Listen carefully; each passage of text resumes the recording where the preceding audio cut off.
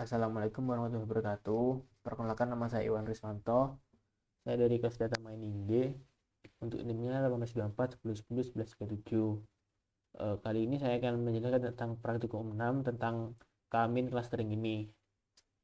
Tentang modul yang K-min clustering ini. Jadi kita langsung masuk aja ke pembahasan soalnya.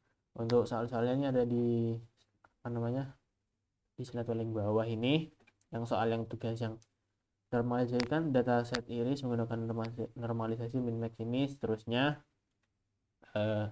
ini udah ada di Jupyter ya, udah tak bikin di sini. Jadi saya menggunakan Jupyter sebagai text editornya. Nah, langkah pertamanya itu kita ambil data-datanya. Nah, data yang dipakai itu yang pakai iris.cv ini. Yang modul-modul sebelumnya udah ada kok data iris.csv ini. Jadi tinggal kita bikin variabel df dulu, terus kita pakai data di iris csv ini, lalu kita print. Nanti data-data yang dipakai ini bakal ini, yang variabel df ini jadi data-data yang akan kita pakai selanjutnya. Selanjutnya masuk ke soal nomor 1, normalisasikan dataset iris menggunakan normalisasi min-max. Nah, langkah yang pertama itu scalar sama dengan min-max scalar. Nah, karena kita menggunakan normalisasi menggunakan min-max ini. Selanjutnya kita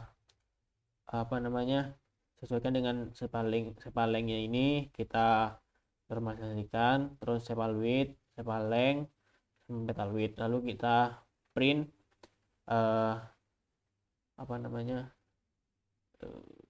dataset yang sudah dinormalisasi ini. Jadi nanti datanya bakal seperti ini, sesuai dengan yang udah kita pingin tadi, seperti sepal length disendiriin, sepal width disendiriin, terus petal length disendiriin, petal width disendiriin. Selanjutnya yaitu tampilkan scatter plot sebelum clustering. Nah, untuk yang kita dari ini tuh bakal dibikin visualisasi. Nanti sebelum di clustering tuh bakal seperti apa. Jadi kita panggil itu satu ini berdasarkan dengan petaling sepal width-nya itu. Nanti hasilnya bakal seperti ini. Kalau mungkin kurang jelas, nanti bakal zoom lagi.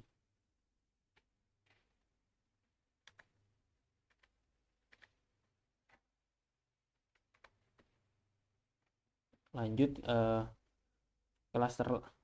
lanjut ke persoalan nomor 3 ini. Clusterlah dataset iris dengan nilai K2, 3, 4.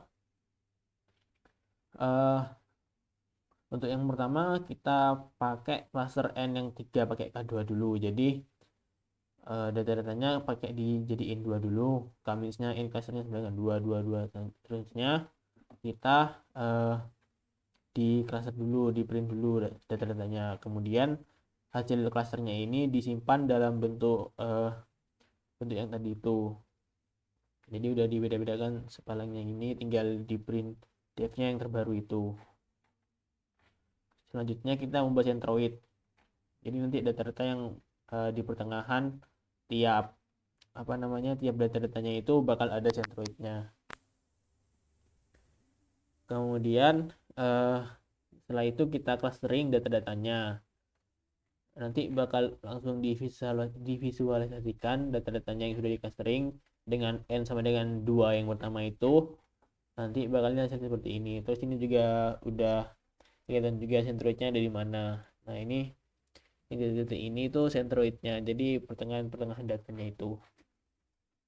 Selanjutnya clustering pakai N sama dengan 3. Langkah-langkahnya sama, tapi tinggal diubah yang N clusternya 3 ini. Jadi diubah pakai clusteringnya N sama dengan 3 ini. Nanti langkah-langkahnya sama. Kita bikin centroidnya juga. Terus selanjutnya nanti dengan N clustering 3 itu data-datanya bakal berbeda. Jadi ada 3 data ntar yang df 1, 2, 3. Terus centroidnya juga ada di sini nih. Ini centroidnya yang DF3 ini centroidnya yang DF2, ini centroidnya yang DF1 yang dipakai di sepaluitnya. Kemudian clustering N sama dengan 4. Sama selangkah-langkahnya seperti tadi, tinggal ubah yang N clusternya pakai N sama dengan 4. Terus itu sama semua. Nanti data-datanya ini bakal ada 4. Nah, jadi lebih banyak data di sini. Ini sudah dikelompokkan juga pakai sepal weight, petal weight, peta sama itu peta length. Nah, terus kita lanjut ke persoalan selanjutnya. Ini juga nomor 3 sama 4 tadi udah tak jelasin juga, tampilkan scatter plot selanjutnya sering. Jadi udah sesuai 2, 3, 4-nya itu udah tak tampilin yang ini. Analisislah perbandingan scatter plot sebelum clustering dan setelah clustering. Nah, jadi sebelum di clustering itu data-datanya kan seperti yang seperti ini. Nah, jadi lebih apa ya? Acak gitu, tidak sendiri-sendiri. Jadi sebelum di clustering itu data-datanya tempat-tempatnya acak dan apa ya? Nggak ada centroidnya, nggak ada titik tangannya gitu. Jadi setelah di clustering itu data-datanya lebih terarah, lebih eh, dikelompokkan satu-satu. Nah, jadi kan misal yang ini yang clustering 3 n sama dengan 3 ya. Jadi misal yang DF1 biru ini di sini sendiri, terus yang DF3 ini di sini sendiri, yang DF2-nya di sini sendiri. Jadi nggak saling campur. Sedangkan yang sebelum desentralisasi, sebelum di clustering, datanya campur gitu. Terus lanjut, tentukanlah manakah terbaik. Untuk K terbaik ya menurut saya itu yang N-nya 3, jadi yang K3. Soalnya data-datanya ini apa ya, gak terlalu jauh gitu. Tempat dan centroidnya juga lebih lebih tertata juga di sini dibanding dengan yang K2 sama K4.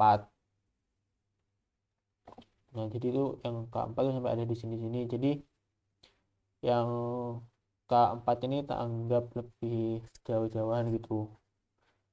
Yang sedangkan K3 ini lebih terarah, centroidnya juga lebih dekat lah.